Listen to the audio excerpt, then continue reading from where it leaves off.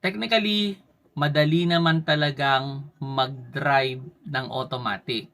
At marami na ring safety features yung mga automatic ngayon para hindi natin siya masira.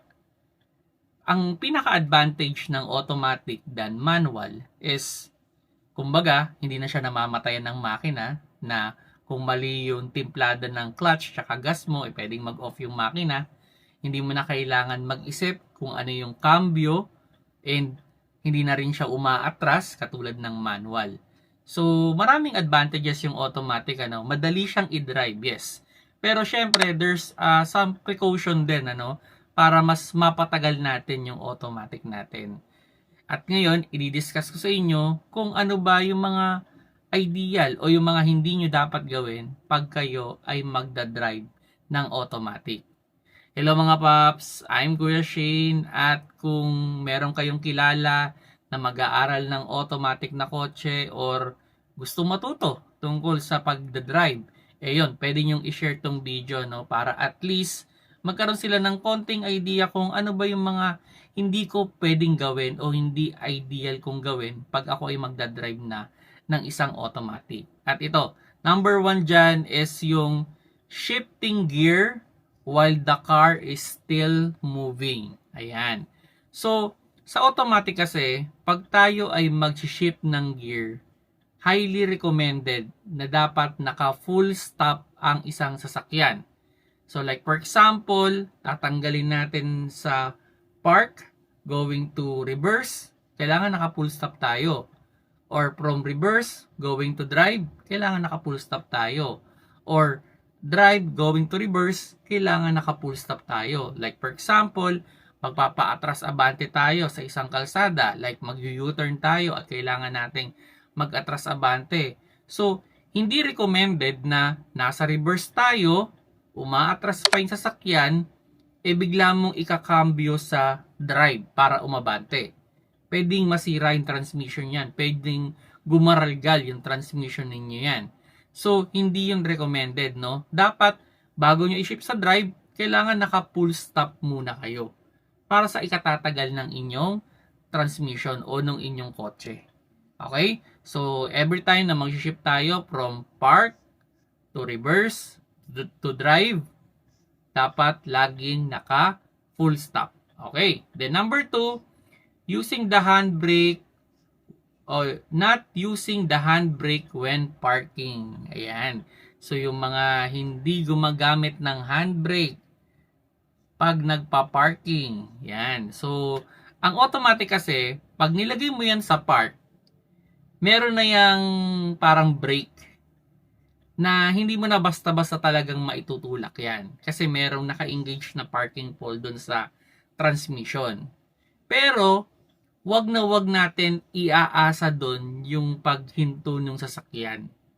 Dapat laging i-properly engage natin ng handbrake para hindi ma-stress up yung ating transmission o yung ating parking pole na tinatawag.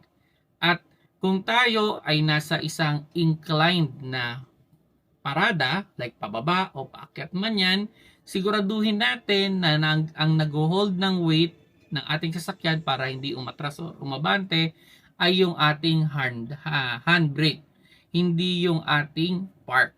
Okay? Kasi pag yun ang nag-hold ng weight, pwedeng mag-disengage yun, pwedeng umandar yung sasakyan ninyo, or pwedeng mabali yon at hindi mo alam saan mapupunta yon, baka pumunta sa mga gear, masira yung gear natin. At pwede rin kayong maka-experience dyan yung pagtigas or yung paglagutok.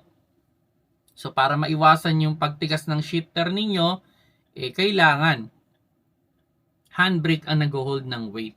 Okay?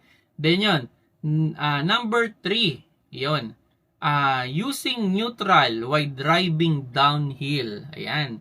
Yung mga nag-neutral sa pababa, wag na wag ninyong gagawin yun mga paps. Bakit? Kasi papapansin ninyo yan, pag kayo ay nagda-drive ng pababa at nasa drive kayo, bigla nyong na in-neutral, mas mabilis ang bulusok ng sasakyan. So pwedeng hindi nyo makontrol o mamemreno kayo ng mamemreno. Unlike kasi nung pababa kayo, nasa drive, pag pumepreno kayo, nagda-downshift din yung gear. So pag nagda-downshift yung gear, tumutulong din yon para hindi bumilis yung pagbulusok ng inyong sasakyan. Then, ito, reminders ko lang, pag tayo accidentally, nasa drive tayo, na ilagay natin sa neutral na tumatakbo yung sasakyan, huwag natin ipapasok agad yung drive. Okay? Kumbaga, mas maganda nga, naka-full stop bago natin ipasok yung drive ulit, or ipasok natin na dahan-dahan na yung takbo natin. Like, not more than 20 kph sana. Para maiwasan na lang natin yung pwedeng suddenly na engine brake din. Although, matatalino na nga yung mga automatic, pwedeng wala namang mangyari, pero ito ay highly recommended pa rin. Okay? Then yun, number 5, no, using 2 feet. Nako, meron pa ba nagdadrive ng dalawang paa sa automatic? Sa automatic, isang paa lang ginagamit, kanan lang na paa. So, palitan lang yan. Brake and gas, brake and gas. Okay? So, walang hindi kailangan gamitin yung kaliwang paa sa automatic. Okay? Then, yun. Number 5, sudden acceleration from stop. Ayan. As much as possible kasi pag gumagamit tayo ng kotse, dapat smooth lang. 'Di ba? Hindi yung parang biglaan. Kasi yung parang pag nilo-launch natin yan, so yung movement ng mga mechanical dun sa loob, biglang mapupuwersa, so may tendency kasing may mabali, or merong magasgas, so mas mataas yung wear and tear. So better na smooth lang yung pag-accelerate natin pag gumagamit tayo ng automatic. Then yun, number 6, not fully pressing the brake when shifting from P or park. Yan. So, pag mag-shift kasi tayo sa P, okay, o sa park, kailangan naka-full stop tayo. So, kailangan maayos yung pagkakaapak natin sa preno. Okay? Kasi, pag hindi mo na-press ng maayos at tumatakbo pa yung sasakyan, bigla mong shinip sa P yan, pwedeng biglang huminto yan, or pwedeng hindi naman huminto, ang tendency naman, mag-disengage yung parking pole, so walang effect, no? Kumbaga, pwedeng makasira pa ng sasakyan natin. So, highly recommended, i-engage natin yung park na naka-full stop yung sasakyan natin. Then, number 7, no? Shifting to park before the car fully stop. Ayan, so nadidiscuss ko nga, no? Kung kailangan talaga naka-full stop talaga tayo, pag tayo ay mag-i-engage ng park para safe na safe yung ating sasakyan. Then yun, number 8, ignoring dashboard warning. So pag may mga warning sign dyan, may mga transmission error or something na nakailaw na unusual, kailangan ipacheck nyo kagad yan. Like may mga check engine yan, lalo na kung red. Nako, serious, no? Pag yellow, medyo depende pa sa sitwasyon eh. Pero kung red ang naka-warning sign dyan, kailangan ipacheck nyo agad-agad. O hanggat maaari nga, huwag nyo nang itakbo, igilid nyo na agad sa safe na lugar. At ipa-evaluate niyo kung ano ba yung red sign na yun, except the handbrake. Red yung handbrake eh. Then yun, number 9 is resting hand on the gear shifter.